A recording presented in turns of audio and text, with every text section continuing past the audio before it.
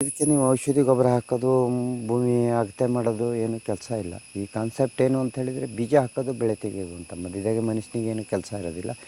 ಒಂದು 5-6 ವರ್ಷ ವೆಯ್ಟ್ ಮಾಡಿದರೆ ಬೆಳೆ ಬರೋಕ್ಕೆ ಚಲೋ ಆಗುತ್ತೆ. ಹೌದು, ನಾನು ರಾಸಾಯನಿಕ ಉಪಯೋಗಿಸೋದು ಬಿಟ್ಟು ಈ ಜಾಗ ತಗೊಂಡ್ರ ಮೇಲೆ ರಾಸಾಯನಿಕ ಗೊಬ್ಬರ ಉಪಯೋಗಿಸೋದು ಬಿಟ್ಟಿದ್ದೀನಿ. ನಾನು ಸಹ ಇಲ್ಲಿ ವಾಸ ಮಾಡ್ತಾ ಇರೋದು 7ನೇ ಕಡೆ. 6 ಕಡೆ ರಾಸಾಯನಿಕ ಗೊಬ್ಬರ ಹಾಕೋದು, ಆಧುನಿಕ ಕೃಷಿ ಅಂತ ಮಾಡೋದು, ರೋಗ ಬಂದು ಬೆಳೆ ನಾಶ ಆಗೋದು, ತಲೆ ತುಂಬ ಸಾಲ ಸೇರ್ಕೊಳ್ಳೋದು, ಆಮೇಲೆ ಸಾಲಕ್ಕೆ ಜಮೀನು ಹರಾಜಾಗೋದು, ಈ ಸಿಸ್ಟಮ್ ಎಲ್ಲ ಅನುಭವಿಸಿ ಈಗ ಅದಕ್ಕೇನು ಅಂತ ಹೇಳಿದರೆ ಸಾಲನೇ ಮಾಡಬಾರ್ದು ಅಂತ.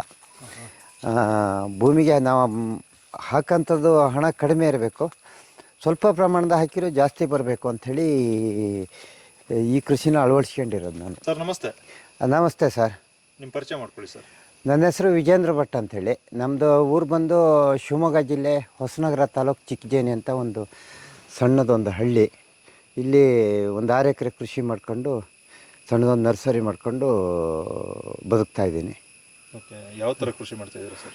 ನಮ್ಮದು ಕೃಷಿ ಬಂದು ಈ ಆಧುನಿಕ ಕೃಷಿ ಅಲ್ಲ. ನಮ್ಮ ಬೇರೆ ರೈತರು ಮಾಡೋ ಕೃಷಿಗೂ ನಮ್ಮ ಕೃಷಿಗೂ ತುಂಬ ವ್ಯತ್ಯಾಸ ಇದೆ. ನಮ್ಮದು ಭಾಳ ಹಳೆ ಪದ್ಧತಿ, ಕಾಡು ಕೃಷಿ ಅಂಥೇಳಿ. ಕಾಡು ಕೃಷಿ ಅಂತ ಹೇಳಿದರೆ ಅನಿಸ್ಬೋದು, ಕಾಡು ಕೃಷಿ ಅಂದರೆ ಏನು ಕಾಡು ಬೆಳೀತಾರ ಅಂತಲ್ಲ, ಹಾಗೇನಲ್ಲ. ಕಾಡು ಕೃಷಿ ಅಂಥೇಳಿದರೆ ಪ್ಲಾಂಟೇಶನ್ ಒಂದೇ ಇರೋದಿಲ್ಲ.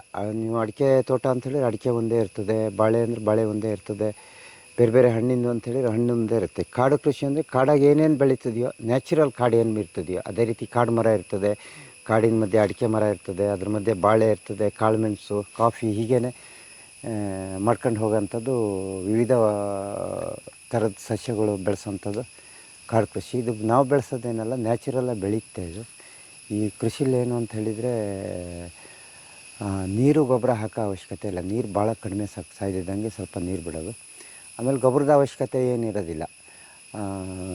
ನ್ಯಾಚುರಲ್ಲಾಗಿ ಅದರಷ್ಟಕ್ಕೆ ಅದನ್ನೇ ಎಲೆ ಬೀಳ್ತದೆ, ಗೊಬ್ಬರ ಆಗುತ್ತೆ, ಮತ್ತು ಮರ ಚಿಗುರುತ್ತೆ, ಎಲೆ ಬೀಳುತ್ತೆ. ಇದಕ್ಕೆ ನೀವು ಔಷಧಿ ಗೊಬ್ಬರ ಹಾಕೋದು, ಭೂಮಿ ಅಗತೆ ಮಾಡೋದು ಏನು ಕೆಲಸ ಇಲ್ಲ. ಈ ಕಾನ್ಸೆಪ್ಟ್ ಏನು ಅಂತ ಹೇಳಿದರೆ ಬೀಜ ಹಾಕೋದು, ಬೆಳೆ ತೆಗೆಯೋದು ಅಂತ. ಮಧ್ಯದಾಗೆ ಮನುಷ್ಯನಿಗೇನು ಕೆಲಸ ಇರೋದಿಲ್ಲ.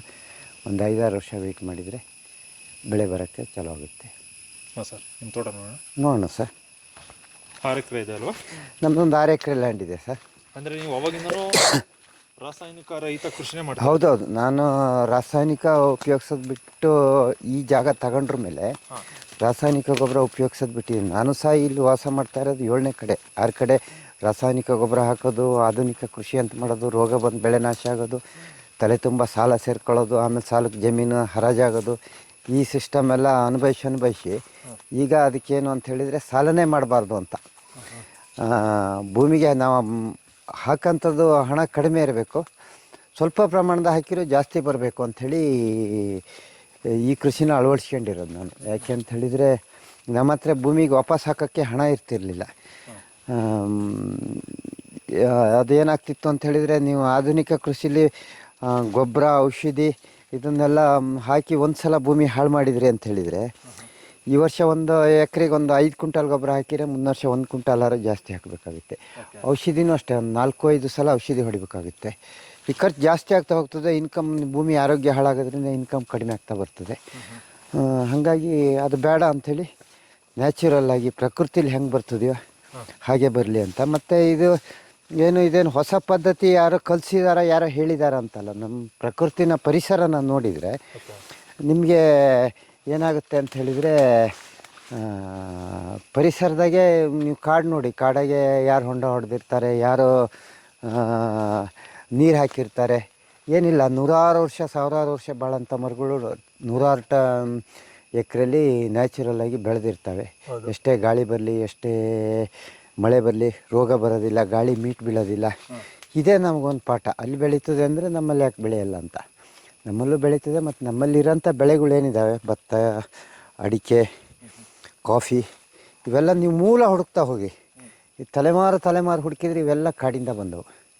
ದೇವ್ರ ಸೃಷ್ಟಿ, ಪ್ರಕೃತಿಲಿ ಅದಾಗೆ ಹುಟ್ಟಿತ್ತು, ಅದಾಗೆ ಬೆಳೆದಿತ್ತು. ನಾವು ಅದನ್ನು ಸ್ವಲ್ಪ ಅಭಿವೃದ್ಧಿ ಪಡಿಸಿದ್ದೀವಿ, ಹೊಸ ತಳಿ ಅಂದ್ಕೊಂಡಿದ್ದೀವಿ, ಅದಕ್ಕೆ ಗೊಬ್ಬರ ಉಪಯೋಗಿಸಿದ್ದೀವಿ. ಹಾಗಾಗಿ ಈಗ ಹೊಸ ತಳಿಗಳಿಗೆ ಏನಂದ್ರೆ ಗೊಬ್ಬರ ಉಪಯೋಗಿಸ್ತಾರೆ ಬರೋದಿಲ್ಲ ಅಂತ ಜನರಿಗೂ ಹಾಗೆ ಅನಿಸಿದೆ, ಸಸ್ಯಗಳಿಗೂ ಹಾಗೆ ಅನಿಸಿದೆ. ಹಾಗಾಗಿ ಗೌರ್ಮೆಂಟ್ ಗೊಬ್ಬರ, ಔಷಧಿ ಎಲ್ಲ ಇಟ್ಕೊಂಡು ರೈತರು ಕಾಯ್ತಾ ಇರ್ತಾರೆ ಬೆಳಿಗ್ಗೆ ಔಷಧಿ ಹೊಡೆಯೋಕ್ಕಾಗಿ. ಈ ಪದ್ಧತಿಲಿ ಆ ಸಿಸ್ಟಮ್ ಏನಿಲ್ಲ. ನೀವು ಗೊಬ್ಬರ ಹಾಕೋದು ಬೇಡ, ಔಷಧಿ ಹೊಡೆಯೋದು ಬೇಡ, ನೀವು ಇದ್ರೆ ಹಾಕಿ ಇಲ್ಲದಿರಿಲ್ಲ. ನಮ್ಮ ತೋಟ ಎಲ್ಲ ನೋಡಿ, ನೆಲ ನೋಡಿದರೆ ಬರೀ ಕಸ ಕಡ್ಡಿ ಒಳಗೆ ತುಂಬಿ ಹೋಗಿದೆ. ಮತ್ತೇನು ಅಂತ ಹೇಳಿದರೆ ಕಳೆಲಾಗೈತು ಬರೋದಿಲ್ಲ ಇದ್ರಾಗೆ. ಜಾಸ್ತಿ ಕಸ ಕೆಳಗೆ ಬೀಳೋದ್ರಿಂದ ಕಳೆನೂ ಬರೋದಿಲ್ಲ ಇದ್ರಾಗೆ. ನಾನು ಅಳವಡಿಸ್ಕೊಂಡಿರೋ ಕೃಷಿ ಕಾಡು ಕೃಷಿ ಜೊತೆಗೆ ಬಹುಮಹಡಿ ಪದ್ಧತಿ ಅಂತ ಇದೆ. ಬಹುಮಹಡಿ ಪದ್ಧತಿ ಅಂತ ಹೇಳಿದರೆ ಈ ಸಿಟಿ ಒಳಗೆ ಮನೆ ಮೇಲೆ ಮನೆ ಕಟ್ತಾರಲ್ಲ, ಕೃಷಿಲೂ ಅದೊಂದು ಪದ್ಧತಿ ಇದೆ. ಟಾಪಾಗೆ ಒಂದು ಬೆಳೆ. ಉದಾಹರಣೆಗೆ ಹೇಳಬೇಕಂದ್ರೆ ಒಂದು ತೀರಾ ಹೈಟಿಗೆ ಹೋದರೆ ನಮ್ಮ ಕಾಡು ಮರಗಳಿದ್ದಾವೆ. ಆಮೇಲೆ ಕೆಳ ಹಂತಕ್ಕೆ ಬಂದರೆ ಅಡಿಕೆ ಮರ ಇದ್ದಾವೆ. ಆಮೇಲೆ ಅದಕ್ಕಿಂತ ಕೆಳಗೆ ಬಂದರೆ ಕಾಳುಮೆಣಸಿದೆ. ಅದಕ್ಕಿಂತ ಕೆಳಗೆ ಬಂದರೆ ಜಾಯಿಕಾಯಿ ಲವಂಗ ಇದೆ. ಇನ್ನೂ ಕೆಳಗೆ ಬಂದರೆ ಅಂದರೆ ಕಾಫಿ ಇದೆ. ಕಾಫಿಗಿಂತನೂ ಇನ್ನೂ ಕೆಳಗೆ ಬಂದರೆ ಅಂತ ಹೇಳಿದರೆ ಹಿಪ್ಲಿ ಗಿಡ ಅಂತ ಒಂದು ಜಾತಿ ಇದೆ, ಮೆಡಿಷನ್ ವೆರೈಟಿ. ಅದು ಆ ಕಡೆ ಇದೆ, ತೋರಿಸ್ತೀನಿ. ಆ ಹಿಪ್ಲಿ ಗಿಡನ ಹಾಕಿದ್ದೀನಿ. ಈ ಏನು ಅಂತ ಹೇಳಿದರೆ ರೈತರು ಯಾವತ್ತೂ ಕಳೆ ಅಂತಾರೆ. ರೈತರಿಗೆ ಏನಾರು ಕೇಳಿದರೆ ಕಳೆ ಭಾಳ ಸಮಸ್ಯೆ, ಮಂಗನ ಭಾಳ ಸಮಸ್ಯೆ ಅಂತಾರೆ. ಆ್ಯಕ್ಚುಲಿ ಕಳೆ ಇದೆಯಲ್ಲ, ಕಳೆನೂ ಒಂದು ಬೆಳೆ ಅಂತ ತಿಳ್ಕೊಬೇಕು. ಯಾಕೆ ಹೇಳಿದರೆ ಕಳೆ ಇದೆಯಲ್ಲ, ಈ ಕಳೆ ಸುಮ್ಮನೆ ನೆಲದಿಂದ ಪೂರ್ತಿ ತಾಳೋದಿಲ್ಲ.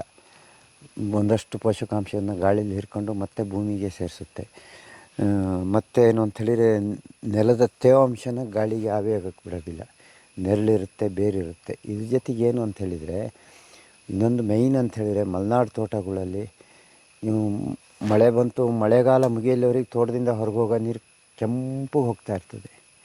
ಇದು ಈ ರೀತಿ ತೋಟಗಳಲ್ಲಿ ಈ ಸಾವಯವವಾಗಿ ಮತ್ತು ಕಳೆ ಕಸ ಬೇರೆ ಬೇರೆ ಬೆಳೆನ ಬೆಳೆಸಿ ನೆಲದಾಗೆ ಒಂದು ಲೇಯರ್ ಬೇರನ್ನು ಬಲಿಷ್ಠವಾಗಿ ಹಂಸಿದರೆ ನಿಮಗೆ ಮಳೆ ಬಂದು ಒಂದು 5 ನಿಮಿಷ ಕೆಂಪು ನೀರು ಹೋಗುತ್ತೆ. ಆಮೇಲೆ ತಿಳಿ ನೀರು ಕುಡಿಯಲು ಬಹುದಷ್ಟು ಯೋಗ್ಯವಾದ ನೀರು ಹೊರಗೆ ಹೋಗ್ತಾ ಇರುತ್ತೆ. ಅದೇ ಖಾಲಿ ನೆಲ ಇರೋ ತೋಟ ನೋಡಿರಿ, ಮಳೆ ಮುಗಿದು ನೀರು ಕೊನೆ ಹನಿ ಹೋಗಲಿವರೆಗೂ ಕೆಂಪಿಗೆ ಹೋಗ್ತಾ ಇರ್ತದೆ. ಭೂಮಿ ಸವಕಲಾಗ್ತಾ ಇರ್ತದೆ, ಭೂಮಿ ಪೋಷಕಾಂಶ ಔಟ್ ಆಗ್ತಾ ಇರ್ತದೆ. ಹಾಗಾಗಿ ಅದನ್ನು ಉಳಿಸ್ಕೊಬೋದು. ಮತ್ತು ನೀರು ಅಷ್ಟೇ, ನೀವು ತೋಟಗಳಿಗೆ ಎಷ್ಟು ನೀರು ಬಿಟ್ಟಿದ್ದೀರಿ ಅಂತಲ್ಲ. ನಮ್ಮ ರೈತರು ಹೇಳ್ತಾರೆ, ವಾರದಾಗ 1 ನೀರು ಬಿಟ್ಟೆ, 2 ನೀರು ಬಿಟ್ಟೆ, 3 ನೀರು, 2 ದಿವ್ಸಕ್ಕೆ 1 ನೀರು ಬಿಟ್ಟೆ ಅಂತ. ಈ ಸಿಸ್ಟಮಾಗಿ ಏನು ಅಂತ ಹೇಳಿದರೆ ನೀವು ಕರೆಕ್ಟಾಗಿ ವಿವಿಧ ಕೃಷಿ ಬಹು ಮಾಡಿ ಕೃಷಿ ಮಾಡಿ ಹೆಚ್ಚಿನ ಸಂಖ್ಯೆಯಲ್ಲಿ ಸಸ್ಯಗಳನ್ನು ಹಾಕಿದವಾಗ ತಿಂಗಳಿಗೆ 1 ನೀರು ಸಾಕು. ನಂದು 6 ಎಕರೆ ತೋಟ ಇದೆ. ಇದಕ್ಕೆ ನಾನು ತಿಂಗಳಿಗೆ 1 ನೀರು ಬಿಡೋದು. ತಿಂಗಳಿಗೆ 1 ನೀರು ಸಾಕಾಗುತ್ತೆ.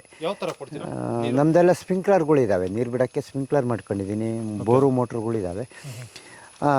ಏನಾಗುತ್ತೆ ಅಂಥೇಳಿ ನೀವು ಖಾಲಿ ನೆಲಕ್ಕೆ ನೀರು ಬಿಟ್ಟು ನೋಡಿ, 2 ದಿವಸ ಬಿಟ್ಟು ಹೋದ್ರೆ ಪೂರ್ತಿ ಒಣಗಿ ಹೋಗಿರುತ್ತೆ. ಅದ್ರ ಮೇಲೆ ಏನಾದ್ರು ಅದೇ ದಿವಸ ಅದೇ ತಕ್ಷಣ ಇನ್ನೊಂದು ಜಾಗದಾಗೆ ಸ್ವಲ್ಪ ದರಳೆ ಕಸ ಹಾಕಿ ನೀರು ಬಿಟ್ಟು ಒಂದು 15 ದಿವಸ ಬಿಟ್ಟು ಕಿತ್ತು ನೋಡ್ರಿ, ಅಲ್ಲ ತೇವಾಂಶ ಹಾಗೆ ಇರ್ತದೆ.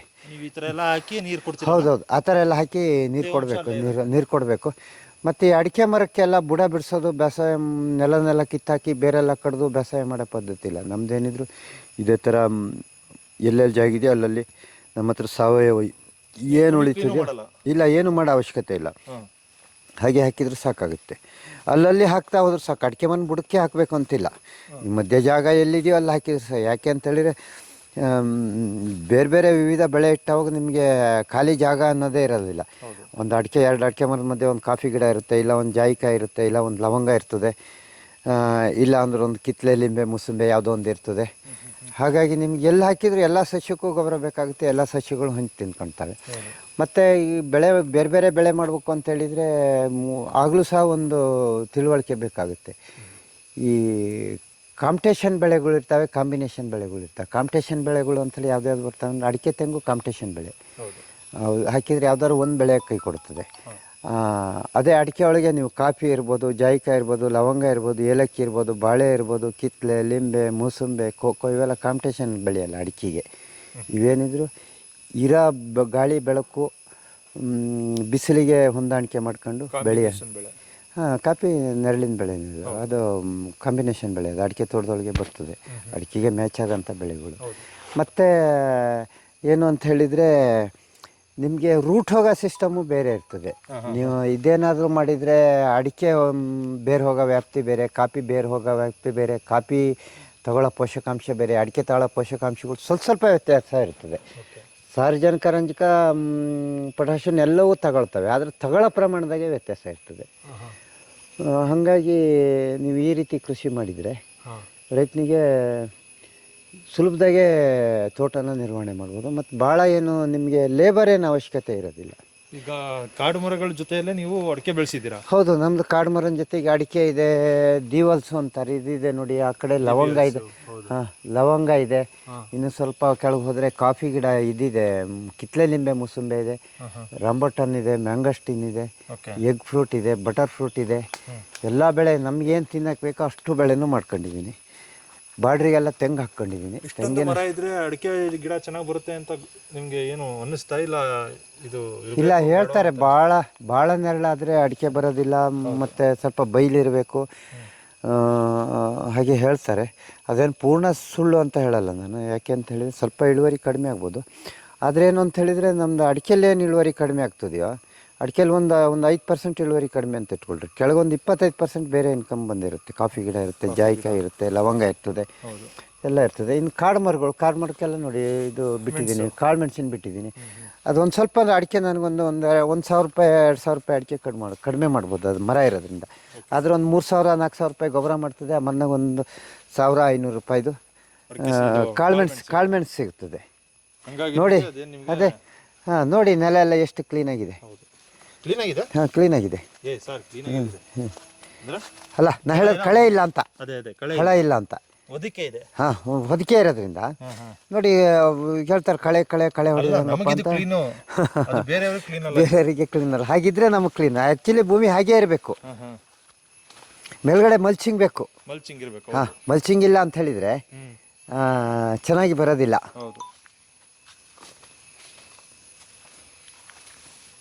ಹಲಸಿನ ವೆರೈಟಿಗಳು ಸರ್ ಎಷ್ಟಿದೆ? ಹಾಂ, ಹಲಸಿನ ವೆರೈಟಿ ಒಂದು 7-8 ವೆರೈಟಿ ಮಾಡ್ಕೊಂಡಿದ್ದೀನಿ. ಹಲಸು ಯಾಕೆ ಮಾಡಿದ್ದೀನಿ ಅಂತ ಹೇಳಿದರೆ, ಈಗ ಭಾಳ ರೈತರ ಕಂಪ್ಲೇಂಟ್ ಇದೆ, ಮಂಗ ತೋಟಕ್ಕೆ ಬರ್ತಾವೆ ಅಂಥೇಳಿ. ಅದು ನನ್ನ ಅನಿಸಿಕೆ ಏನು ಅಂತ ಹೇಳಿದ್ರೆ, ಮಂಗ ನಮ್ಮ ತೋಟಕ್ಕೆ ಬಂದಾವೆ ಅಂತಲ್ಲ, ಮಂಗ ತೋಟಕ್ಕೆ ನಾವು ಹೋಗಿದ್ದೀವಿ ಅಂತ ಹೇಳ್ಕೊಂಡು. ಹಾಗಾಗಿ ಸ್ವಲ್ಪ ಹಲಸು ಮಾಡ್ಕೊಂಡಿದ್ದೀನಿ. ಯಾಕೆಂದರೆ ಅವು ತಿನ್ನೋಂಥದ್ದೆಲ್ಲ ನಾವೆಲ್ಲ ನಾಶ ಮಾಡಿದ್ದೀವಲ್ಲ, ಹಾಗಾಗಿ ಅವಕ್ಕೆ ಸ್ವಲ್ಪ ಏನಾದ್ರು ಬೆಳ್ಕೊಡ್ಬೇಕು. ಯಾಕೆಂದರೆ ಅವನ್ನ ಫುಡ್ಡನ್ನು ನಾವು ನಾಶ ಮಾಡಿದ್ದೀವಿ. ಹಾಗೆ ಏನಾದ್ರು ಇರಲಿ ಅಂಥೇಳಿ ಸ್ವಲ್ಪ ಇದು ಮಾಡಿದ್ದೀನಿ. ಹಲಸು ಮಾಡಿದ್ದೀನಿ, ಫನ್ನೇರ್ಲ ಇದೆ, ಆಮೇಲೆ ಇದಿದೆ, ಬಟರ್ ಫ್ರೂಟ್ ಇದೆ. ಭಾಳಷ್ಟು ವೆರೈಟಿ ಹಣ್ಣಿನ ವೆರೈಟಿ ಮಂಗನಿಗೋಸ್ಕರನೇ ಬೆಳ್ಕೊಂಡಿದ್ದೀನಿ. ಹಲಸಿನಕಾಯಿ ಸುಮ್ಮನೆ ಬರಲ್ಲ. ಇದ್ರಲ್ಲಿ ನೋಡ್ರಿ ಒಂದು 5-6 ಕಾಯಿ ಕಿತ್ತಿದ್ದೀನಿ, ಆದ್ರೂ ನೋಡಿ ನೆಲದ ರಾಶಿ ಹಾಕೋದಂಗಿದೆ. ಎಲ್ಲ ಕಸಿ ಬೇರೆ ಬೇರೆ ವೆರೈಟಿ ಹಲಸಿನ ಗಿಡಗಳು. ಇದು ಮಲೇಷಿಯನ್ ಎಲ್ಲೋ ಅಂತ ಹಳದಿ ಸೊಲೆ, ತುಂಬ ಚೆನ್ನಾಗಿರ್ತದೆ ಸೊಲೆ. ಹೌದು, ನೆಲದಾಗೆಲ್ಲ ಬಿಡುತ್ತೆ ಸರ್. ಹಲಸಿನ ಜಾತಿಲಿ ಕೆಲವು ಜಾತಿ ಹಾಗೆ ಇದಾವೆ ಸರ್. 8 ಇದೆ ಕೆಳಗಡೆ? ಹಾಂ, 8 ಇದೆ. ಒಂದು 4-5 ಕೊಯ್ದಿದ್ದಾರೆ. ಮೇಲ್ಗಡೆ ಬೆಳೆಯುತ್ತೆ ಸರ್. ಮೇಲ್ಗಡೆನೂ ಕಾಯಿ ಬರುತ್ತೆ. ಒಂದು ವರ್ಷ ಕೆಳಗಡೆ ಬರ್ತದೆ, ಒಂದು ವರ್ಷ ಮೇಲ್ಗಡೆ ಬರ್ತದೆ. ಹಾಂ, ಮೇಲ್ಗಡೆದೆಲ್ಲ ಕಳೆದ ಸಾರಿ ಎಲ್ಲ ಮೇಲ್ಗಡೆ ಬಂದಿತ್ತು. ನೋಡಿದರೆ ಮೇಲ್ಗಡೆ ಇರ್ತದೆ.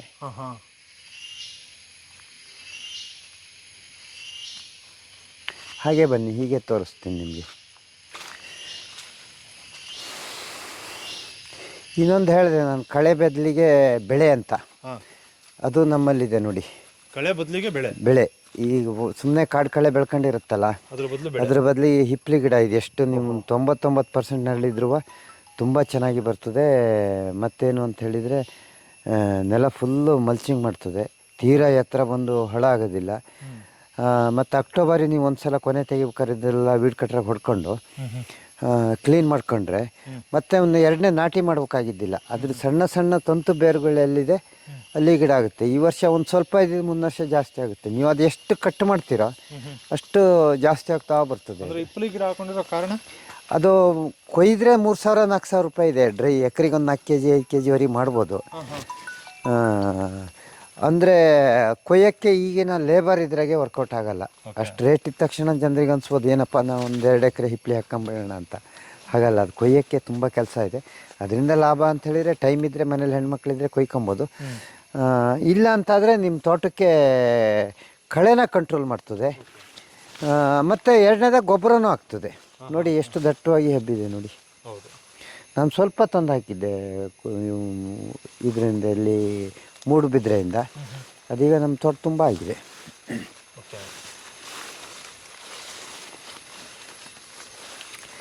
ಕಾಫಿ ಯಾವ ವೆರೈಟಿ ಸರ್ ಇದು? ಇದು C/R ಅಂತ ಒಂದು ವೆರೈಟಿ. ಇದೇನು ಅಂತ ಹೇಳಿದರೆ ಭಾಳ ನೆರಳಿದ್ರೆ ಬೆಳೆ ಸ್ವಲ್ಪ ಆ ಕಡೆ ಇನ್ನೂ ದೊಡ್ಡ ಕಾಯಿ ಇದೆ. ಭಾಳ ನೆರಳಿದ್ರೆ ಬೆಳೆ ಸ್ವಲ್ಪ ಕಡಿಮೆ ಇರ್ತದೆ. ಸ್ವಲ್ಪ ಗಾಳಿ ಬೆಳಕು ಚೆನ್ನಾಗಿ ಬೇಕು ಅದಕ್ಕೆ. ಜನವರಿ ಫೆಬ್ರವರಿಗೆ ಹಣ್ಣಾಗುತ್ತೆ. ಇನ್ನೊಂದು ವೆರೈಟಿ ಇದೆ ಚಂದ್ರಗಿರಿ ಅಂತ, ಅದು ಸ್ವಲ್ಪ ಆ ಕಡೆ ಇದೆ. ಅದೇ ಇಲ್ಲಿ ನಿಮ್ಮದು ಪ್ರಧಾನ ಬೆಳೆ ಅಂತಂದರೆ ಅಡಿಕೆ. ಒಂದು ಇಲ್ಲಿ ಪ್ರಧಾನ ಬೆಳೆ ಅಂದರೆ ಅಡಿಕೆ, ಕಾಫಿ, ಜಾಯಿಕಾಯಿ, ಲವಂಗ. ಜಾಯಿಕಾಯಿ, ಲವಂಗ ಇವು ಮುಖ್ಯ ಬೆಳೆಯಾಗಿ ಮಾಡಿದ್ದೀನಿ. ಬರ್ತದೆ ಸರ್, ಲವಂಗ ಚೆನ್ನಾಗಿ ಬರ್ತದೆ. ಮತ್ತು ಲವಂಗ 3 ವರ್ಷಕ್ಕೆ ಬರ್ತದೆ.